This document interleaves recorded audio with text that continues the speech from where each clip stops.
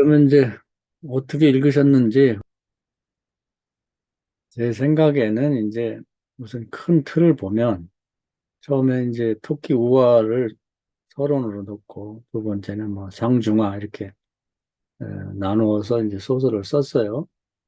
근데 제가 볼 때는 이제 가끔 제가 우리나라 소설이 에, 그 노파심 때문에 비판적인 것을 얘기할 때 요 소설은 요렇게 읽어야 됩니다 하고 그렇게 그 앞부분에 우화를 넣은 것 같아요. 근데 그것은 일종의 그 플라톤의 동굴의 비유를 약간 표절한 게 아닌가. 뭐 그것을 아이디어를 가져온 것 같아요. 그래서 그렇게 넣어서 자기가 이제 이렇게 소설을 써 놓으면 과연 누가 이걸 읽겠는가 이런 자기도 고민이 됐던 것 같죠. 그래서 이 소설은 이렇게 읽어 주십시오 하고 이제 그 우화를 넣은 것 같습니다. 그래서 뭐 우화는 약간 뭐 플라톤의 동굴의 우화하고 비슷하기도 하고 약간 다른 점도 있는데 동굴에서 뭐 편안하게 그 행복하게 살던 그런 이제 토끼가 창문을 통해서 이제 햇빛이 들어오니까 굉장히 화려하죠. 우리가 그냥 직접 보는 것보다는 그래서 이 동굴 밖에는 굉장히 화려하고 아름다운 것을 생각하고 어, 이제 어떻게 노력을 해서 밖에 나와 보니까 세상은 그렇게 화려한 곳이 아니죠. 햇빛 자체는 그렇게 그냥 햇빛일 뿐이지 그렇게 화려하지 않죠. 그러면서 너무 강렬한 세상에 충격을 받고 햇빛에 눈이 멀어서 그 자리에서 다시 돌아갈 수도 없고 앞으로 나갈 수도 없이 그냥 앉아서 죽어가지고 버섯이 됐다. 뭐 이런 내용이죠. 그래서 그것은 뭐냐면 앞으로 내가 쓸 소설의 내용을 이렇게 읽어주십시오. 이제 그런 높아심 해석을 넣었다고 생각해요. 나는 그 사족 같고 그걸 뺐더라면 어떻을까 하는 그런 생각이 들었습니다. 그래서 그건 그 정도 얘기를 하고 그다음에 상중하로 나눠 놨는데 지금 뭐 우리 목사님이 읽은 것처럼 내용을 정리한 것처럼 이 주인공은 이제 누에라는 사람이고, 이제 그 사람에 대해서 이제 설명하는 것은 동우라고 하는 이제 화자인데, 이 누에라는 사람은 이제 북쪽에서 태어나서 그 상당히 지식인이 된 것 같아요. 그래서 이제 어, 자기가 세상에 나오지 않고 자기가 적당히 이제 그 행복하게 이렇게 살고 있었는데, 이제 북한에 이제 특히 그 공산주의 사상이 들어오면서 그것이 이제 우리가 이론적으로 볼 때는 굉장히 화려하거든요. 평등하고 그리고 자유로운 세상을 만들자.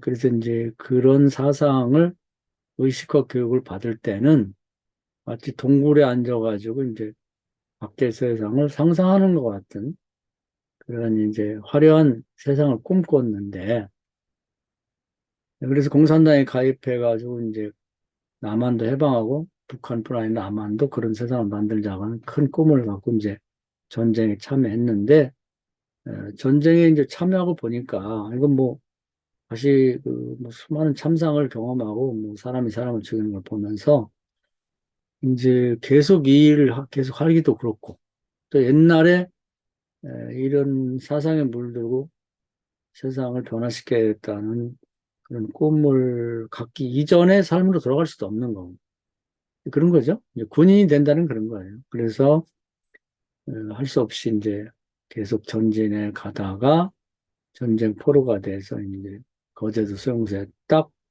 갇히면서 이제 버섯 같은 사람이 된 거죠. 돌아갈 수도 없고, 그다음에 계속해서 뭐, 그동안 전쟁을 통해서 많은 사람 죽이기도 했는데, 수용소에 들어가니까 똑같은 또 다른 전쟁이 벌어지고 있는데, 거기에 계속 동참할 수도 없는, 그래서 그냥 그 자리에 그냥 머물러 버린 사람이 돼서, 또 그 같은 패였던 그 사람들한테 구타당하고, 또 뭔가 반동문자로 몰리고, 그래도 말하지 않고 있다가 이제 결국은 자살을 하게 됩니다. 그래서 그런데 또 이제 그 공산주의자는 아니고 이제 엄마는 북한에 이제 뭐 괜찮게 살았던 것 같아요. 아들 삶을 보면 그렇게 살던 엄마인데 아들이 인민군이 되었고 이제 포로가 됐다고 하는 걸 듣고는 뭐 자기가 갖고 있던 모든 걸 다 내 동댕이 치고 아들을 찾아 남하를 했어요. 그 아들은 거제도 수용소에 남쪽에 있지만 이제 공산주의자로 계속 있고 엄마는 공산주의자가 아닙니다. 그래서 이제 어, 어떤 자본주의자, 민주주의 세계 속에 있는 거예요. 같은 뭐 그 가까운 섬으로 아마 간 것 같아. 엄마도 아들을 어떻게 한번 만날 수 있을까 하고. 엄마의 모정이죠.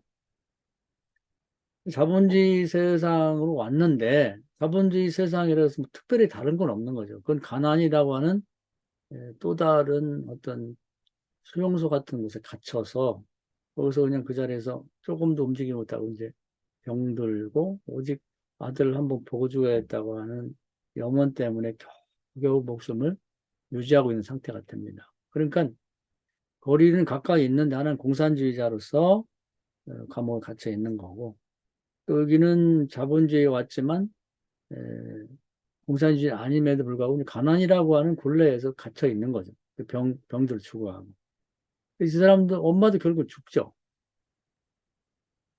그래서 이제 이들은 결국은 뭐 자기들이 원하는 걸 이루지도 못하고 마치 세례 요한처럼 이제 비참하게 죽는 거죠.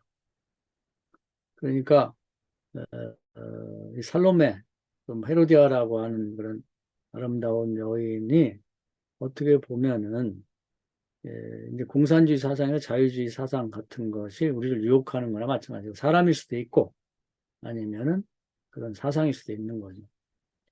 그래서 우리나라도 지금도 보면 뭐 좌파 우파 나눠가지고 뭐 피튀기게 싸우고 있는데 뭐 옛날에 지금에 달라진 게 없어요. 그래서 그렇게 됐는데 이제 이들이 결국은 그 감옥에 갇히고 뭐 가난에 갇혀가지고 꼼짝도 못하고 거기서 움직이지 못하고 죽거든요. 그래서 죽었는데 여기에 이제 제목과 관련을 시키려고 한 것 같아요. 요한의 시집이라고 하는 것이 세례 요한이 그 삶을 통해서 이렇게 보여주려고 했던 거죠. 그러니까 이 누에란 사람은 시인이 되고 싶었고, 근데 그들의 삶이 그러면 완전히 헛되냐? 세례 요한이 그렇게 죽었으니까 비참하게 죽었으니까 했다냐 그런 게 아니고, 이 결국은 이 누에 같은 공산주의 사상을 심취해서 살던 사람의 죽음 때문에 그것이 결국 오늘날 같은 이제 북한 같은 지금 북한이 비참하게 됐습니다만 그 당시로 가보면 하나의 나라가 형성이 됐다. 그들의 죽음이라는 게 꼭 누에뿐 아니라 그런 사람들의 죽음을 통해서 결과적으로는 그런 나라가 세워졌고 또 엄마 같은 사람의 겉보기엔 굉장히 비참하지만 자본주의 사회에서 끝까지 견디는 엄마 같은 사람들의 희생을 통해서 자본주의 사회가 결국은 형성이 됐다. 어떤 자식을 키워내고 뭐 모정이라든지 희생을 감수하면서라도 견뎌내는 그런 사람들을 통해서 자본주의 남쪽도 그들이 희생이 헛되지 않고 결국은 이런 나라가 형성되었다. 그런 의미에서 그들의 죽음은 세례 요한의 죽음 같은 다음 세대를 예비하는데 어떤 그 길잡이 역할을 한 것이지 결국 헛된 건 아니다. 이 얘기를 하고 싶은 것 같아요. 그런 것을 삶을 통해서 마치 시를 한 편 써서 이렇게 세상에 자기의 속내를 드러내는 것처럼 자기 삶을 통해서 뭐 요한도 마찬가지죠. 세례 요한도 자기 글을 써서 낸 건 없죠. 그냥 뭐 나는 예수 그리스도를 예비하러 온 사람이고 또 하늘에 가까웠으니 회개하라 이런 정도의 짧은 문구만 남겼지만 그 생애 자체가 다음 시대를 여는 예수 그리스도의 어떤 앞길을 예비하는 역할을 한 것처럼 이들이 그런데 삶 저는 굉장히 비참하죠. 목이 잘려 죽었으니까. 그런 것처럼 이 누에도 목이 잘려서 이제 뭐 자살했지만 이제 그 죽은 시체를 목을 잘랐으니까 그 세례 요한처럼 이렇게 죽었지만 그 죽음이 결코 헛되지 않고 다음 세대 다음의 나라를 건설하는데 기여를 했다. 이제 이 얘기를 하고 싶은 것 같아요. 또 엄마의 죽음은 또 자본주의가 앞으로 이렇게 자리 잡는데 그 죽음이 나름의 그 아들이 공산주의에 죽은 거나 자본주의에서 엄마가 죽은 것 거기서 견디면서 끝까지 참고 견뎠던 모성과 그런 것들이 결국은 그다음 자본주의를 이룩하는데 이제 하나의 어떤 기여가 됐다. 이제 이 얘기를 서로 이렇게 에, 양쪽을 대비시키면서 말하려고 했던 것 같아요.